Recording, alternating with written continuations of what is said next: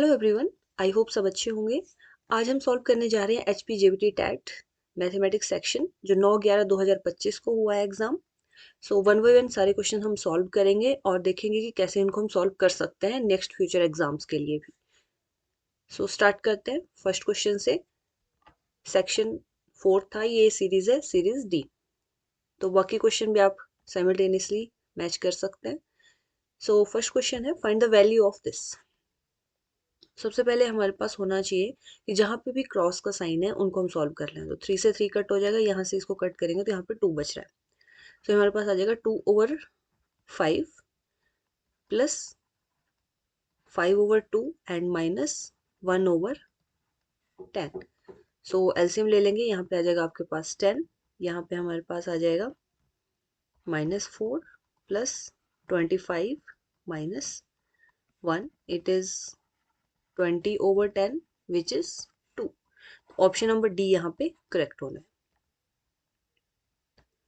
Next question है, find the value of x. X की value find out करनी है, काफी इजी क्वेश्चन था। सो 8x माइनस 3 इक्वल टू 2। तो यहाँ पे डिवाइड में था, यहाँ जाके मल्टीप्लाई हो जाएगा। So it is 8x minus 3 equal to 6x।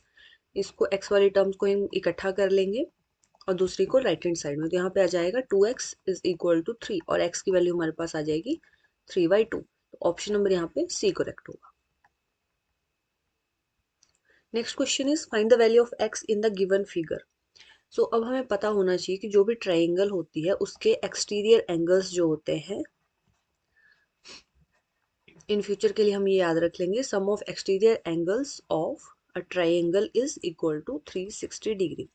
जहां से हमारे पास 125 दिया हुआ है एक एंगल, दूसरा भी हमारे पास दिया हुआ है 125 डिग्री, तीसरा हम मान लेते हैं x, इस वाले एंगल को x मान लेते हैं।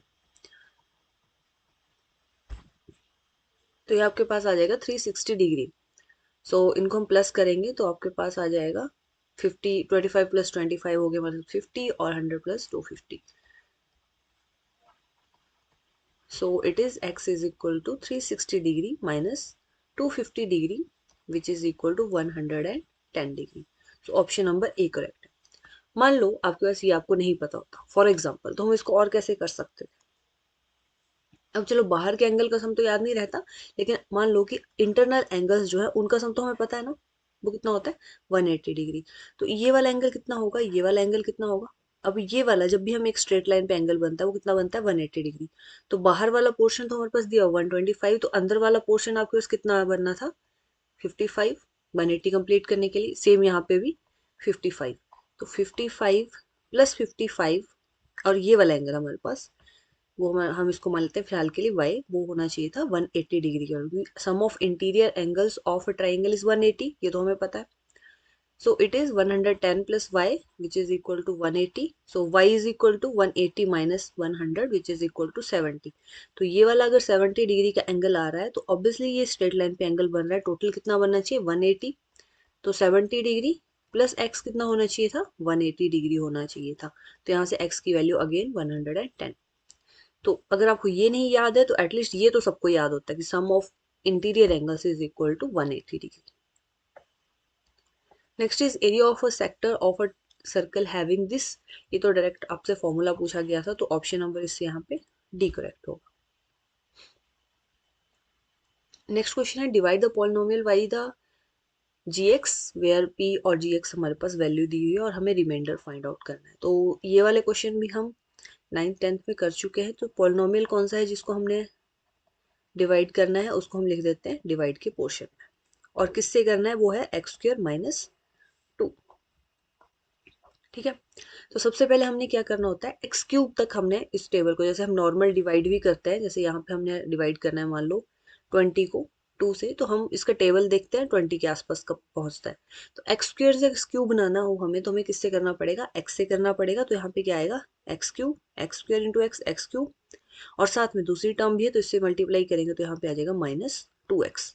ये ध्यान रखना है आपने कि 2 से इससे मल्टीप्लाई करना है, ये x² के नीचे नहीं लिखना है क्योंकि सिर्फ x की टर्म आई तो x के साथ ही लिखी जाएगी और फिर होते हैं साइन चेंज। तो इससे ये कट हो जाएगा, यहाँ पे बच रहा है हमारे पास 3x², यहाँ पे प्लस का साइन है 5 प्लस 2 प्लस 7x और अगली टर्म को भी हम नीचे उतार लेते हैं -3। अब हमें चाहिए -3, एक्स स्क्वेयर तो ऑलरेडी है, -3x स्क्वेयर बनाने के लिए हमें इसको मल्टीप्लाई करना पड़ेगा -3 से। सो इट इज -3x स्क्वेयर और इससे इसको मल्टीप्लाई करेंगे तो हमारे पास आ रहा है 6। नाउ अगेन साइन चेंज, इससे ये कट हो जाएगा, आपके पास यहाँ बच रहा है 7x - 9। तो कौन सा ऑप्शन सही होता है? Option number B. So next question देखते हैं, which of the following relation is correct if equation this and this has exactly one solution. ठीक है, तो वन सॉल्यूशन कब होता है? यहाँ पे थोड़ा मिसप्रिंट हो गया, तो ये वाला ऑप्शन यहाँ पे देख लो, यानी कि यहाँ पे था क्रॉस का साइन और यहाँ पे हमारे पास C1 C2। ठीक है, यहाँ पे C1 है। तो अब आपसे पूछा एग्जैक्टली वन सॉल्यूशन, तो इनके हमें तीनों के बारे में पता होना चाहिए कि कब कौन सा सॉल्यूशन होता है। तो ये वाले केस में होता है हमारे पास ओनली वन सॉल्यूशन। ठीक है, अगर तीनों इक्वल आ जाए देन इनफाइनाइट सॉल्यूशन होते हैं, और दो फर्स्ट टू रेशोज और लास्ट वाला कम ना आए तो आता है हमारे पास नो सॉल्यूशन। तो हम उनसे पूछा क्या था? वन सॉल्यूशन, तो हमारे पास फर्स्ट ऑप्शन करेक्ट होगा। नेक्स्ट क्वेश्चन है, how many times a wheel of radius 28 centimetre must rotate to go 352 metre. तो wheel of radius that means wheel है, सर्कल है और 28 सेंटीमीटर इसकी रेडियस है। अब हमसे पूछा है कि 352 मीटर रोटेट करने के लिए कितने उसको कितना टाइम लगेगा, कितने टाइम्स वो व्हील घूमेगा। सो पहले अगर हम इसका सरकमफ्रेंस फाइंड आउट कर लें, सरकमफ्रेंस यानी कि टोटल लेंथ, वो क्या होती है हमारे पास 2πr। तो 2 इंटू पाई की वैल्यू हम पुट करेंगे 22/7 मल्टीप्लाई बाय आर हमारे पास दिया हुआ है 28, इससे इसको मल्टीप्लाई करेंगे 4। सो इट इज 4, इसको इससे मल्टीप्लाई करेंगे हमारे पास 44 into 4 which is 16 and 1 carry then 176। ठीक है, अब हमारे पास आ गया इस जो व्हील है हमारे पास उसकी सरकमफ्रेंस। अब हमसे पूछा क्या है कि कितने ये सर्कल बनाएगा, ये कितनी टाइम वो रोटेट करेगा कि वो 352 मीटर तक कवर कर पाए। तो पहले तो ये ध्यान रखना है ये सेंटीमीटर में और ये मीटर में, यानी कि हमारे पास ये आंसर आया है सिर्फ सेंटीमीटर में। तो इसको भी हम मीटर में कन्वर्ट कर देंगे, तो मीटर में कन्वर्ट करने के लिए हमें क्या करना पड़ता है 100 से मल्टीप्लाई। तो टोटल हमारे पास आ रहा है 35200 सेंटीमीटर। अब हम निकालेंगे कितने रोटेशन लगेंगे। तो रोटेशन फाइंड आउट करने के लिए 352 डिवाइडेड बाय 176। सो इसका आंसर आ जाएगा 200। ठीक है, इससे इसको आप सॉल्व करेंगे तो आपके पास आंसर आ जाएगा 200। तो ऑप्शन नंबर आपका ए करेक्ट होगा इसमें। नेक्स्ट क्वेश्चन है, which term of arithmetic progression is 80 -81। अब अर्थमेटिक प्रोग्रेशन के आपके पास दो क्वेश्चन आए, तो अर्थमेटिक प्रोग्रेशन का थोड़ा सा हम एक रिमाइंड कर लेते हैं कि nth टर्म हम कैसे निकालते थे। ए एन के बराबर होता था a plus n -1 into D. तो यहाँ पे आपके पास a कितना होता है फर्स्ट टर्म। ठीक है, सो इज फर्स्ट टर्म हमारे पास होता था कॉमन डिफरेंस कितना है। हमसे पूछा क्या है कि कौन सी टर्म -81 होगी, यानी कि हमारे पास nth टर्म दी हुई है। अब हमें ये n फाइंड आउट करना है। फर्स्ट टर्म हमारे पास कितनी है 21 प्लस n की वैल्यू हमने ही फाइंड आउट करनी है। d यानी कि इनके बीच डिफरेंस का, डिफरेंस कैसे निकालते हैं, second term minus first term. 18 में से 21 माइनस करेंगे तो हमारे पास क्या आ जाएगा -3। ठीक है, सो इट इज -81 इस साइड चला जाएगा, -81 और +21 है, so it is -21 which is equal to n -1 into -3। so ये आ जाएगा 102 -102 और n -1 into -3 मल्टीप्लाई में ये ध्यान रखना। सो n -1 कितना हो जाएगा -102 डिवाइड में चला जाएगा, -3 ये कट हो जाएगा, यहाँ पे आपके पास आ जाएगा 3 और 4 34। सो n की वैल्यू आ जाएगी हमारे पास 34 + 1 which is equal to 35। Option number इसमें आपके पास बी करेक्ट होगा। नेक्स्ट क्वेश्चन है दिस। अब देखो ये क्वेश्चन थोड़ा, आपने जरूरी नहीं है कि सारी टर्म्स को मल्टीप्लाई करके सॉल्व करो। ठीक है, क्योंकि हमें चाहिए 30। अब हमारे माइंड में ये, क्योंकि सभी के ऑप्शन अगर हम यहाँ से देखें तो 30 है। अगर मान लो आपने इन सबको सॉल्व कर लिया, मल्टीप्लाई कर लिया, सभी जो पावर्स हैं उनको ओपन करके सब कुछ कर लिया, तो आपका क्वेश्चन कॉम्प्लिकेटेड हो सकता है। क्योंकि आपने हर एक टर्म को मल्टीप्लाई करना है, हर एक पावर को देखना है, तो ये ज़्यादा लंबा हो जाएगा। अब हमारे माइंड में है कि नीचे है 30, यानी कि हमारा बेस जो 30 कैसे बन सकता है, 2 × 3 × 5, टोटल बन जाएगा 30। दैट मीन्स हमें पावर के साथ कोई छेड़खानी नहीं करनी है, हमने जस्ट इसको नीचे वाली टर्म को 30 लाना है, ऊपर हम वैसे ही रहने देंगे, मतलब पावर आपने ओपन नहीं करनी है। सो इसको अगर मैं मल्टीप्लाई करूं तो यहाँ पे आ जाएगा 2 two into three, that is 6, multiply by 3 × 6, 3 raise to power 6 multiply 5 raise to power 6।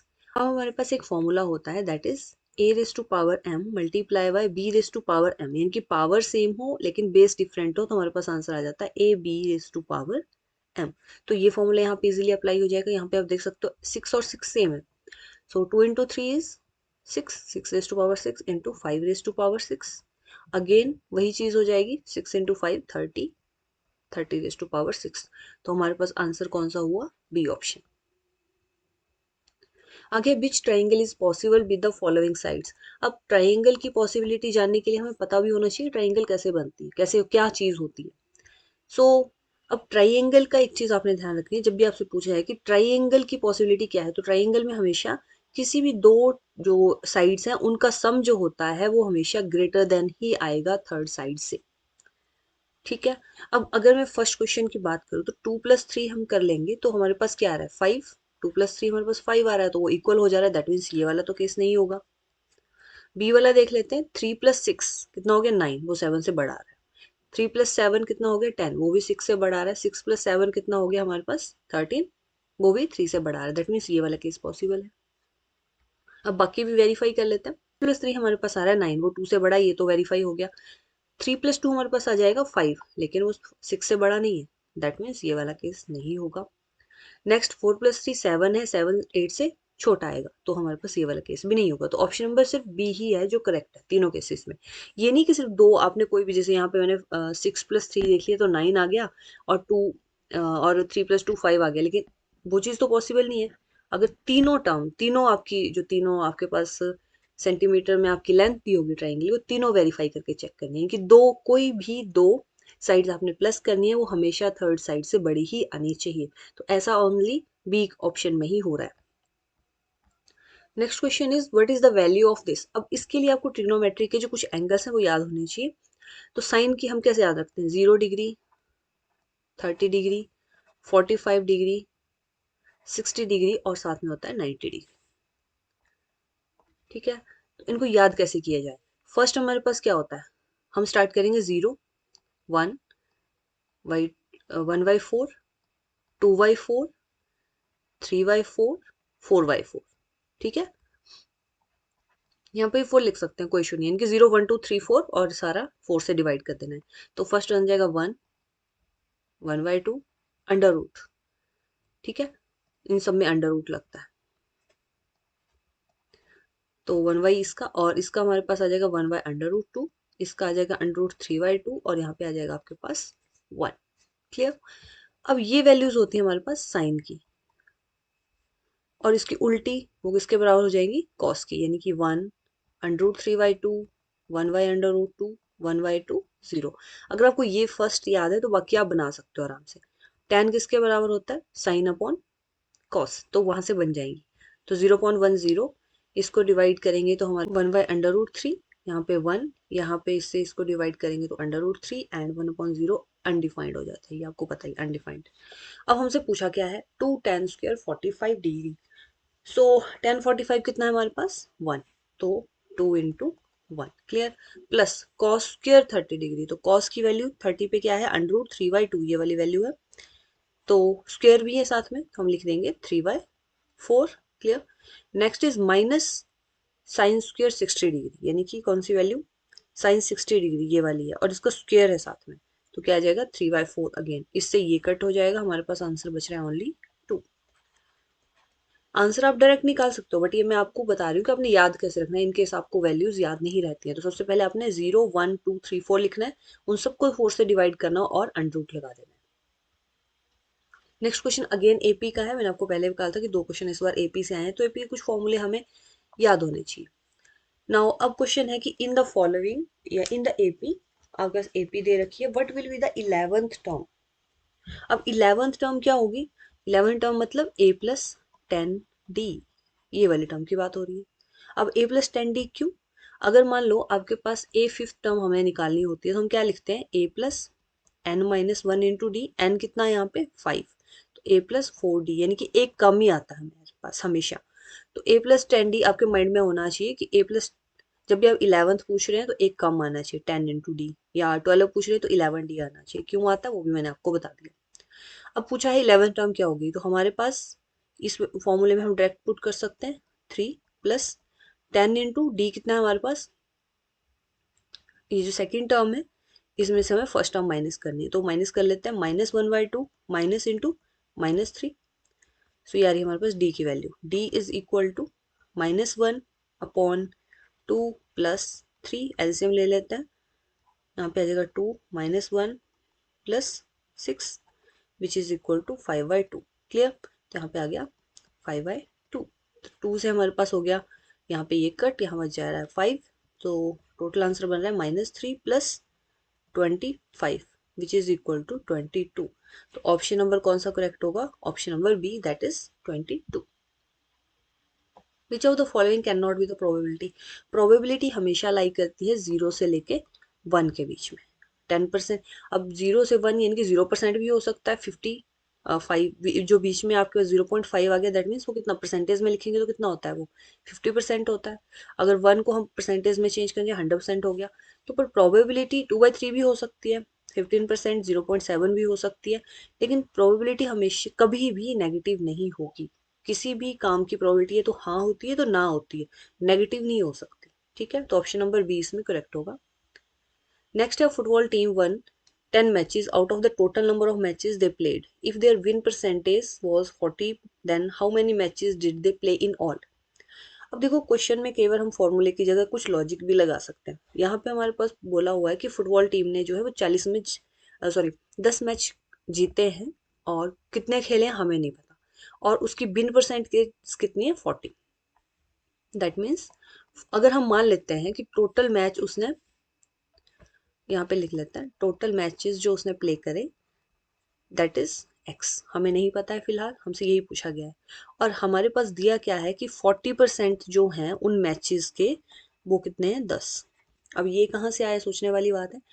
Clearly लिखा है कि विन परसेंट है 40 और जीते कितने मैच है 10, यानी कि 40%। अगर हम इस एक्स का टोटल निकालें तो हमारे पास वो 10 के बराबर ही आना चाहिए, क्योंकि 10 ही मैच जीते हैं और 40% चांसेस जो है विन परसेंटेज है आपकी।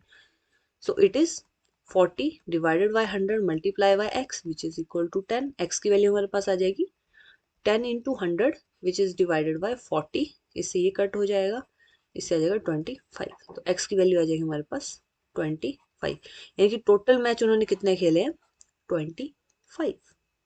क्लियर, 25 मैच खेले हैं जिसमें से 10 वो जीते हैं।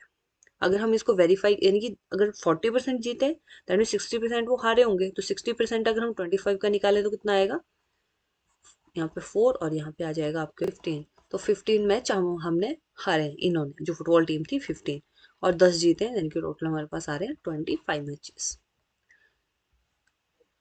Next question is evaluate. Evaluate के भी दो क्वेश्चन आए हैं। तो इवेल्यूशन में क्या दिक्कत आती है कि आप माइनस प्लस का ध्यान रखेंगे कि आंसर आप ठीक निकाल रहे हैं, जी माइनस की जगह माइनस लिखा है कि नहीं लिखा, प्लस माइनस मल्टीप्लाई जो रूल है वो अच्छे से फॉलो करना है।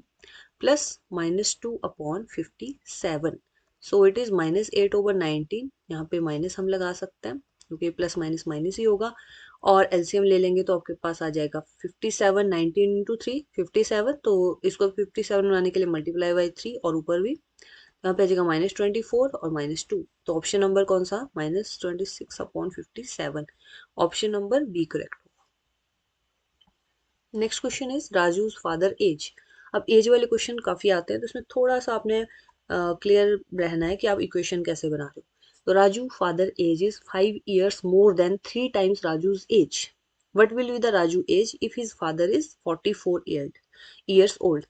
सो सबसे पहले जब भी आपके पास ऐसे क्वेश्चन आते हैं ईयर्स के या एजेस के, तो आपने सबसे पहले किस चीज को मानना है, एक्स किसे मानेंगे, जो हमसे पूछा गया है what will be the Raju age. तो हम राजू की एज को मान लेते हैं एक्स ईयर्स, और फादर की हमारे पास दी हुई है 4 years। अब इनके बीच में रिलेशन क्या दिया, Raju father age is 5 years more than 3 times the Raju age. तो राजू की एज 3 गुना है, ठीक है। अगर हम राजू की एज को अकॉर्डिंग टू क्वेश्चन अगर हम राजू की एज को 3x कर दें, यानी कि 3 गुना कर दें, तो वो कितनी है, 3x + 5 है राजू उसके पापा की उम्र। ये भी दिया हुआ है। राजूज फादर एज कितनी है, 5 years मोर, किस में, 3 times द राजू एज। तो राजू एज हमारे पास कितनी है, x, उसके 3 गुना यानी कि 3x में अगर हम 5 ऐड करते हैं तो हमारे पास टोटल जो बनेगी राजू के पापा की एज होगी 44 years। तो ये आपके पास बन गई इसकी इक्वेशन। जब इक्वेशन बन गई तो हम x की वैल्यू आसानी से निकाल सकते हैं। So it is 3x = 44 - 5, 3x = 39 and x is equal to 13। और राजू की एज हमसे पूछी थी, तो ऑप्शन नंबर इसमें बी आपका करेक्ट होगा। A cuboidal water tank is 6 meter long, 5 meter wide and 4.5 meter deep. How many liters of water can it hold? अब होल्ड मतलब यानी कि क्यूबाइड की हमें निकालना क्या है, हमें निकालनी है वॉल्यूम, कितना उसमें कैपेसिटी है उस वाटर को लेने की। तो सबसे पहले ये चीज़ें जब आती हैं आपको 10th की बुक में, आई थिंक 30th चैप्टर है, जहाँ पे हर एक फॉर्मूला है, सरफेस एरिया क्या होता है, कर्व सरफेस एरिया क्या होता है, वॉल्यूम कैसे निकालते हैं किसी की, तो वो आपके माइंड में आपने शॉर्ट नोट बना के रख लेना है सभी फॉर्मूले की लिस्ट। तो यहाँ पे क्लियर है हमारे पास कि हमने निकालना क्या था, volume of the cuboid. So volume of cuboid means क्या होती है वो, वॉल्यूम ऑफ क्यूबाइड का फॉर्मूला क्या होता है, length into breadth into height. So length दी हमारे पास 6 मीटर, ब्रेड्थ दी हमारे पास 5 मीटर, और डीप जो कितना दिया हाइट दी हुई है वो है 4.5 मीटर। तो यह आ जाएगा 30 into 4.5 which is equal to 3 into 5 15, 12 and 135, ठीक है। तो हमारे पास ये आ गई 135 मीटर क्यूब। अब हमसे पूछा क्या है, हाउ मेनी लीटर्स, और हमारे पास हिंट भी दिया, वैसे अगर कई बार नहीं भी होता तो आपको ये पता होना चाहिए कि 1 metre cube is equal to 1000 litre. So अब 1 मीटर का हमें दिया हुआ है, 135 का कितना होगा, multiply by 1000 which is equal to 135000। तो ऑप्शन नंबर हमारे पास ए करेक्ट होगा इस केस में। मैं आपको फिर से रिपीट कर देती हूँ कि ऐसे जब भी ये क्वेश्चंस हैं जिनकी वॉल्यूम, सरफेस एरिया और एरिया, इन सब के आपको याद होने चाहिए। Next question is, a dice is thrown once, what is the probability of getting a prime number. Now prime number, अब एक डाइस है उसमें क्या क्या ऑप्शन है हमारे पास, 1 2 3 4 5 6, टोटल नंबर ऑफ कितने हैं, प्रोबेबिलिटी होती है किसके बराबर, प्रोबेबिलिटी किसी इवेंट की हमारे पास होती है जो पॉसिबल आउटकम्स है, ठीक है, उस जो इवेंट हो रहा है उसकी, और टोटल नंबर, टोटल कितनी है, टोटल आउटकम्स क्या क्या आ सकती हैं। तो टोटल हमारे पास आ सकती है यहाँ पे 6 आ सकती है। अब प्राइम नंबर क्या होते हैं, 2 3 5, प्राइम टोटल कितने हैं 3, तो which is equal to 1/2। Option number A is correct. Next question is, what is the smallest number which must be multiply to get the perfect cube. अब इस क्वेश्चन को थोड़ा हम स्प्लिट कर लेते हैं। 100, 100 कैसे बनता है, 2 × 2 × 5 × 5। तो अब हमारे पास 686 है जिसको हमें स्प्लिट करना है। इसके हमने 100 के अलग निकाल दिया, ऐसा नहीं कि 0 0 रख लिया वो एंड में ऐसे ही मल्टीप्लाई कर दिया, वैसे नहीं करना है। 100 इंटू किससे बन जाएंगे, 2 × 2 4, 4 × 5 20, 20 × 5 100। अब 686 को 2 से करेंगे, 3 4 3, अब ये होगा 7 से, तो इट इज और 49, देन अगेन 7। अब क्यूब, परफेक्ट क्यूब पूछा है, तो 2 × 2, एक दो यहाँ पे हैं और एक ये हो गया, ये कंप्लीट है, 7 के भी कंप्लीट है, और 5 का इनकम्प्लीट है, यानी कि हमें सिर्फ 5 से मल्टीप्लाई करना पड़ेगा इस पूरी इक्वेशन, पूरे नंबर को, ताकि आपके पास परफेक्ट क्यूब आ जाए, ठीक है, क्लियर।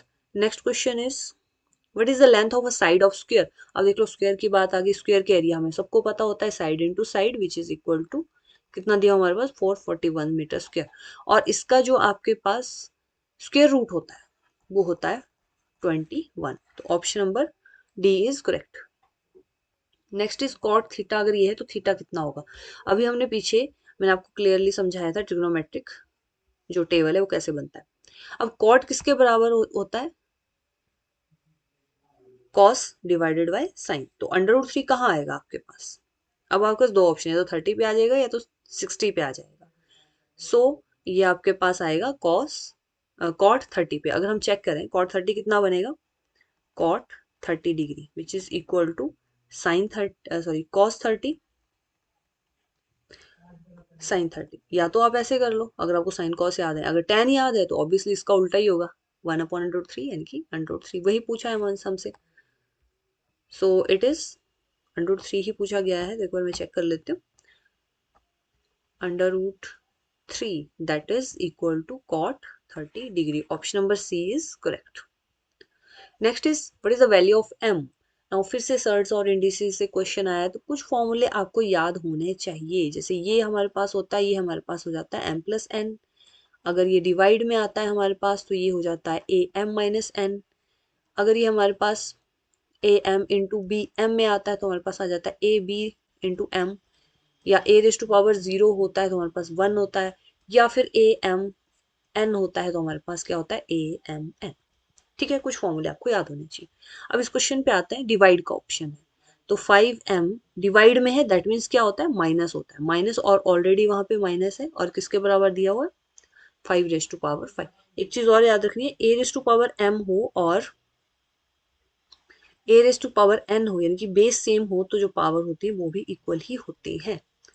ठीक है, तो इस केस में हमारे पास 5 बेस सेम है और इसकी दैट मीन्स पावर भी सेम होनी चाहिए, तो m+3 इज इक्वल टू 5। तो m की वैल्यू हमारे पास आ जाएगी 5 - 3 विच इज इक्वल टू 2। तो ऑप्शन नंबर बी इसमें करेक्ट होगा।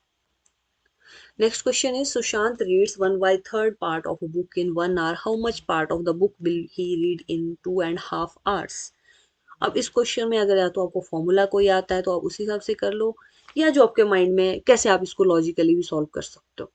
मान लो सुशांत जो है 1/3 पार्ट ऑफ द बुक, अब हमें बुक का नहीं पता, बुक हम मान लेते हैं टोटल कितने हैं हमारे पास x। ठीक है, तो इस बुक को उसने पढ़ा, उसका 1/3 पार्ट जो है इस बुक्स का 1/3 पार्ट ऑफ x वो उसने पढ़ दिया 1 आवर में। अब हमें बोला है कि 1/5 आवर्स में वो कितनी बुक पढ़ेगा, कितनी पढ़ेगा 1/3 इंटू एक्स इंटू, अब इसको मैं मिक्स्ड फ्रैक्शन से नॉर्मल फ्रैक्शन में ले आते हैं, 2 इंटू 5 10 11/5 यही करते हैं हम। ठीक, तो दैट मीन्स वो 1/5 आवर में कितना पड़ेगा, मल्टीप्लाई कर देते हैं, कितना आ जाएगा हमारे पास 11/15x, यानी कि वो कितना पड़ेगा इतना 11/15 part of x। Clear. Next question is population of town decrease. अब देखो, सो डिक्रीज के लिए क्या फॉर्मूला होगा, जो मेन है जो स्टार्टिंग था वो माइनस कितना कम हुआ डिवाइडेड बाय जो स्टार्टिंग में था, तो कितना आ जाएगा हमारे पास 500 डिवाइडेड बाय 25,000। इससे ये कट हो जाएगा 5 50 और मल्टीप्लाई करेंगे हम 100 से, परसेंटेज निकालिए ना, तो हमारे पास आ रहा है 2%। Question is what is the mode of distribution given below. Mode क्या होता है, कोई भी फ्रिक्वेंसी कितनी टाइम्स कितनी फ्रिक्वेंसी है, यानी कि कितने टाइम वो चीज रिपीट हो रही है सबसे ज्यादा। सो 14 को अगर हम यहाँ पे देखें तो 14 1 टाइम, 2 टाइम, 3 टाइम, 4 टाइम। ठीक है, अब इसमें सभी नंबर देखने की भी जरूरत नहीं है क्योंकि हमारे पास ऑप्शन 14 18 17 और 23 ही दिए हैं। तो अगर हम 14 हमने देख लिया, 14 हमारे पास है 4 टाइम्स। ठीक है, 18 देख लेते हैं 1 2 3, 18 3 टाइम्स है। और 17 1, 17 1 टाइम ही है। और 23 कितने टाइम है, एक बार ही है। तो हमारे पास सबसे ज्यादा क्या है 4, ऑप्शन नंबर ए 14। तो इसमें आपको सभी नहीं देखने की जरूरत है, जो आपके ऑप्शन है उनको ही चेक कर सकते हो। Next question is what is the HCF, what will be the LCM। Given आपके पास दिया हुआ है HCF और LCM, तो इसमें आपने फॉर्मूला याद रखना है कि LCM मल्टीप्लाई बाय HCF होता है किसी नंबर का product of that numbers,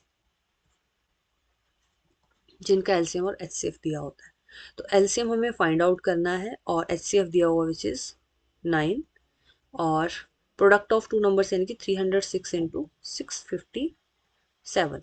so LCM कितना आ जाएगा हमारे पास 306 मल्टीप्लाई बाय 657, इसको हम डिवाइड करेंगे 9 से, टोटल आंसर अब इसको सॉल्व करने के बाद ये आ जाएगा। Next question is what is the factorization of. देखो फैक्टराइजेशन कैसे करते हैं, y² - 5y + 6। सो अब आपको क्या करना होता है, जो लास्ट नंबर है, ठीक है, इसके कुछ ऐसे फैक्टर बनाने हैं कि जिनको मल्टीप्लाई करके 6 आए और प्लस माइनस करके -5 आए। तो देखो इसमें ज़्यादा सोचने की जरूरत नहीं, जितने भी हमारे पास ऑप्शन दिए हो 2 और 3 दिया हो तो हमें ये तो क्लियर है कि 2 और 3 ही होंगे, ये भी करने की जरूरत नहीं थी आपको। अब सेकेंड स्टेप आपको ये देखना है कि प्लस होगा या माइनस होगा। अगर हम इन दोनों को मल्टीप्लाई करें तो हमारे पास 6 बाई, यानी कि इनको मल्टीप्लाई करके आपके पास 6 आ जा रहा है, प्लस का ही हमें चाहिए, ठीक है। और लेकिन हमें बीच में चाहिए माइनस, तो हमें क्या लेना पड़ेगा, -2y -3y+6, ठीक है। अगर मैं यहाँ माइनस ले लेती फॉर एग्जांपल तो ये बन जाना था हमारे 1y, यानी कि एक ही y बचना था, तो 5 तो बनेगा नहीं। अगर इसको माइनस ले लेते तो -y बच जाता, वो भी नहीं चाहिए था, हमें चाहिए था +5y, सॉरी -5y। तो अगर मैं इसको सॉल्व करूँ तो यहाँ पे आ जाएगा -5y, और इनको मैं मल्टीप्लाई करती हूँ तो आपके पास आ जाएगा +6, ठीक है।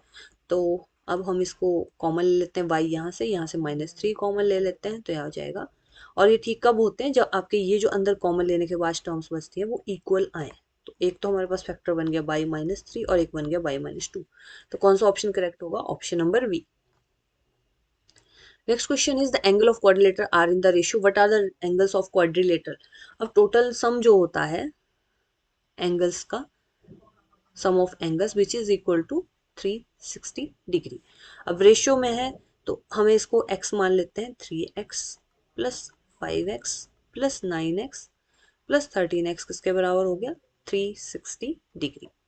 अब इन सबको प्लस कर लेते हैं, 3 + 5 हो गया हमारे पास 8, 8 + 9 हो गया हमारे पास 17, 17 + 13 हो गया हमारे पास 30x which is equal to 360 degree. अब x की वैल्यू हमारे पास आ जाएगी 360 degree divided by 30 which is equal to 12। तो x की वैल्यू आ रही है हमारे पास 12। अब हमसे किस रेशियो में होंगे, यानी कि पहला एंगल कितना हो गया 3x, तो x की वैल्यू हमारे पास कितनी है 12 विच इज इक्वल टू 36। तो हमारे पास ये ऑप्शन तो कट हो गया, 36 आना चाहिए फर्स्ट में, ए बी और डी पार्ट में 36 है। Second 5 into 12 which is equal to 60, तो 60 इसमें है और ये ऑप्शन भी कट हो गया। अब 9 into 12 which is equal to 108, तो अब हमारे पास ये ऑप्शन भी कट हो गया, तो ऑप्शन नंबर ये ठीक आएगा, ठीक है। So next question is find the quadratic polynomial the sum and the product of whose zeros are this. अब क्वाड्रेटिक पॉलिनोमियल की बात करते हैं तो कुछ इस टाइप का आपको क्वाड्रेटिक पॉलिनोमियल, इसकी general form ax² plus bx plus c is c polynomial है, इक्वेशन नहीं है। Now product of whose roots, product of root sorry sum of roots हमारे पास दिया -3, और सम ऑफ रूट इस इक्वेशन के अकॉर्डिंग क्या होता है -b/a। प्रोडक्ट ऑफ रूट्स यानी कि अल्फा बीटा में यहाँ पे रूट्स कंसीडर कर रहे हो, प्रोडक्ट ऑफ रूट्स है 2, तो वो इसके बराबर होता है c/a। यानी कि अब यहाँ पे हम कंपेयर करें तो फर्स्ट इक्वेशन से, यहाँ को लिख देती हूँ मैं, फर्स्ट इक्वेशन से हमारे पास b की वैल्यू कितनी आ रही है 3, यहाँ पे कुछ नहीं है नीचे तो 1, यहाँ पे भी कुछ नहीं है 1, तो a की वैल्यू हमारे पास आ गई 1 और c की वैल्यू आ गई 2, इन सभी को कंपेयर करने के बाद। तो ऐसा कहाँ वेरीफाई हो रहा है, यानी कि सभी पॉजिटिव है, x² प्लस 3x प्लस 2, तो ऑप्शन नंबर बी ही इसमें करेक्ट होगा। Next question is the cost of fencing a circular field at the rate of this per meter is this and the field is flow at the rate of this, find the cost of plowing the field। तो सबसे पहले हमारे पास cost of fencing a circular field, तो circular field बन गई, ठीक है जी। हमें इसको फेंस लगाना है, दैट मीन्स हमें इसका क्या निकालना पड़ेगा, सर्कमफ्रेंस निकालना पड़ेगा। और सर्कमफ्रेंस निकालने के लिए हमारे पास रेडियस भी नहीं है, हमारे पास सिर्फ दिया हुआ है कि 24 मीटर पर मीटर के हिसाब से 5280 रुपीज लग रहे हैं उसको। तो अगर मैं 5280 को डिवाइड कर दूं 24 से तो हमें ये क्लियर हो जाएगा कितने मीटर जो है हमारे पास फेंस लगी है। सो इसको अगर मैं डिवाइड करूँ 2 से 12 से कर लेते हैं पहले, तो यहाँ पे आ गया 2 48 अगेन 48 440, तो यह आ जाएगा 220, यानी कि टोटल हमारे पास क्या आया, ये सरकमफ्रेंस कितनी आ गई हमारे पास 220 मीटर। अब यहाँ से हम क्या निकाल सकते हैं, सर्कमफ्रेंस किसके बराबर होती है 2πr के, यहाँ से हम r निकाल सकते हैं radius. So it is 2 into 22/7 multiply by r which is equal to 220। r की वैल्यू आ जाएगी 220 multiply by 7 divided by 22 into 2, इससे ये कट हो जाएगा यहाँ पे 10, इससे ये कट 5, तो आर की वैल्यू आ गई हमारे पास 35। ठीक है जी। अब इस सर्कुलर की आ गई हमारे पास 35। अब नेक्स्ट पूछा है the field is to plough, यानी कि उस फील्ड को, उस खेत को हमें जोतना है। तो जोतने के लिए हमारे पास बोला है कि पर मीटर स्क्वायर के हिसाब से 0.5 रुपीज लग रहे हैं। तो उसके लिए हमें क्या निकालना पड़ेगा, एरिया मीटर स्क्वायर। तो एरिया क्या होता है सर्कल का, वो होता है हमारे पास pi r square, which is 22/7। R की वैल्यू हमारे पास है 35 इंटू 35, यह आ जाएगा 5, और इसका आंसर हमारे पास आएगा 3850। अभी भी क्वेश्चन कंप्लीट नहीं हुआ है। अब हमसे पूछा क्या है कि कितने पैसे लगेंगे उस पूरे खेत की जुताई के लिए। तो हमारे पास टोटल मीटर स्क्वायर इतना एरिया आया उस पूरे सर्कुलर का, और 1 मीटर के लिए कितना लग रहा है, इतना। तो इतनों में 1 मीटर के लिए आपके पैसे लग रहे हैं 0.5, तो 3850 मीटर के लिए कितने लगेंगे, 3850 इंटू 0.50। सो इसको, इसका आंसर आ जाएगा, जब इसको मल्टीप्लाई करेंगे तो 1925। तो ऑप्शन नंबर डी इसमें करेक्ट हो। मतलब पहले एक स्टेप में आपने रेडियस फाइंड आउट कर ली, देन उसके बाद आपने एरिया फाइंड आउट कर लिया और निकाल लिया कि कॉस्ट कितनी है।